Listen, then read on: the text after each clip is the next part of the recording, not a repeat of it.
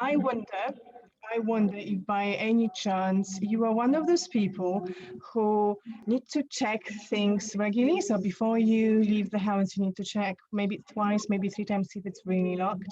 Or you need to go back home and check if the gas is off or the water is not running in the taps. Maybe you have thoughts in your head, right, that keep you active, worried, anxious, bothered, especially before you go to sleep. Maybe you consent or you pay really good attention to keeping things in your house in a particular place, in particular order, maybe even in particular shape. Uh, Maybe you find that others they don't understand you very well in your environment, or maybe they even upset with you, right?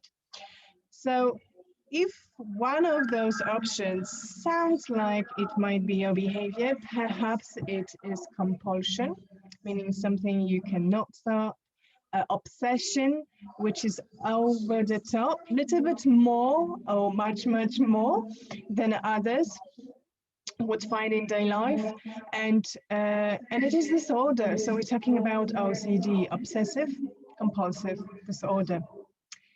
So if you have those recurring thoughts and you find yourself repeating behaviors, and on top of that, it's difficult to stop them. You don't feel comfortable if you don't perform them.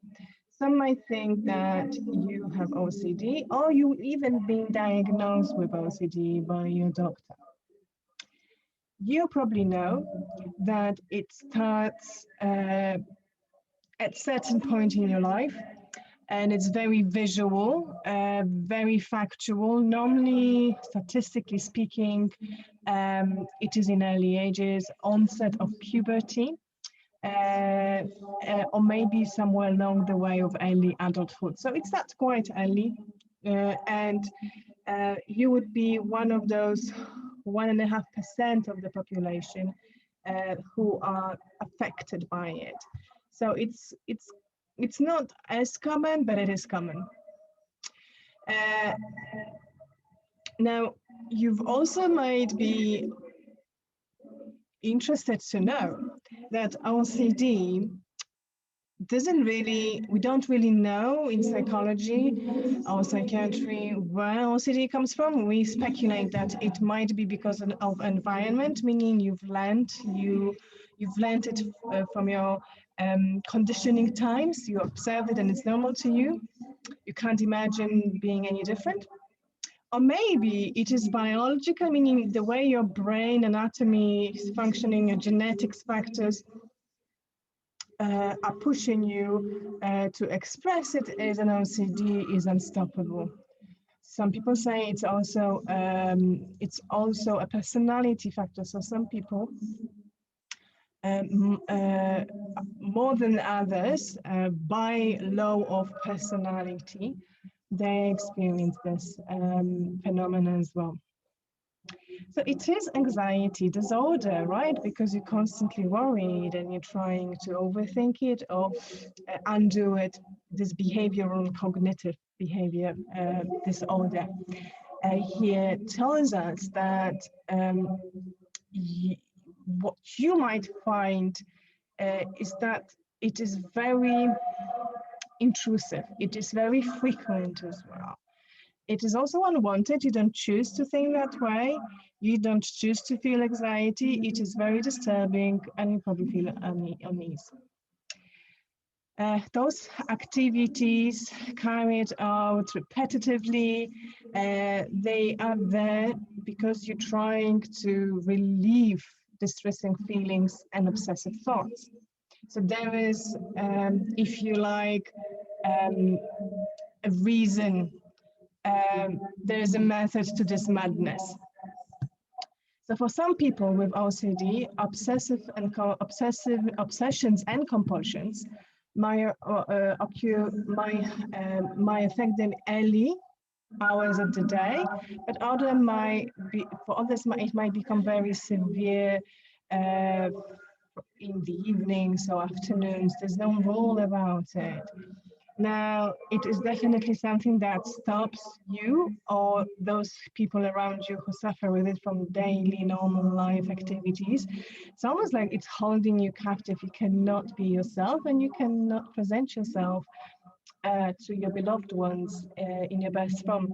It's probably damaging to health as well, not to mention relationships.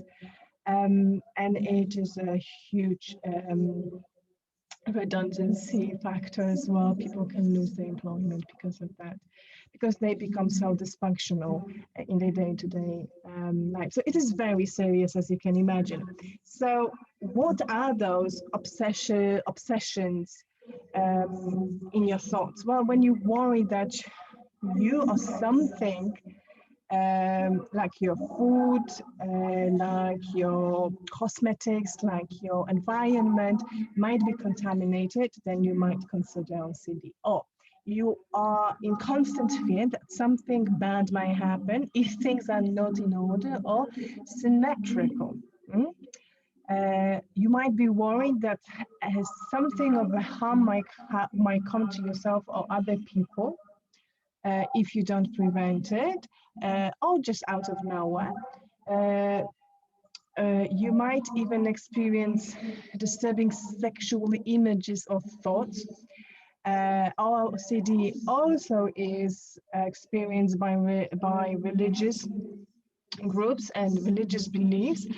So people tend to focus, like zoom in on, on importance or significance of certain religious rituals. So for Muslim community, it's wudu, meaning ablution, or prayers themselves.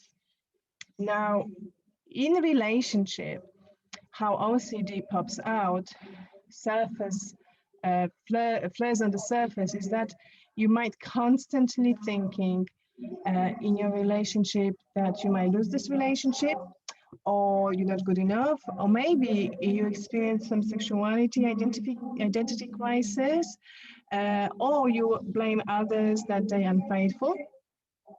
So you are sort of catastrophizing a lot. You also might experience fantasies, meaning magical thoughts.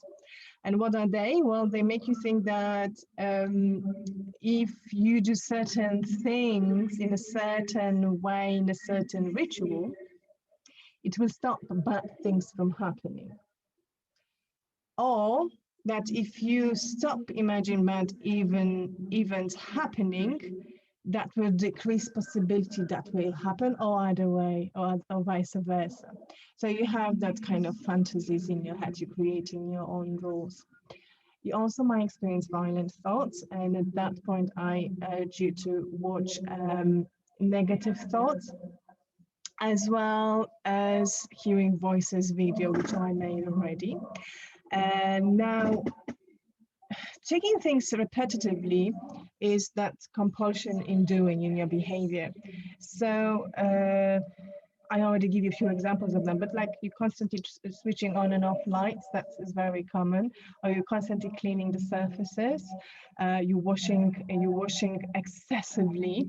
I don't know, maybe your utensils.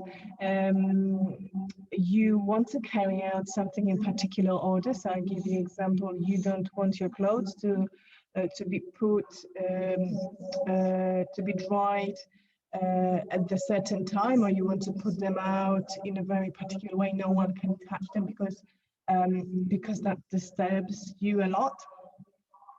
You might also, from this package of obsessive behaviors, hold on to things. You might turn into a hoarder without even knowing it, because you feel that, or you're scared. You firmly believe that if you neglect having or looking after those things, something bad might happen to another person. You might also count in a particular, you might have a special interest in numbers, counting in your head, you're looking for sequences of numbers, and it is very repeatedly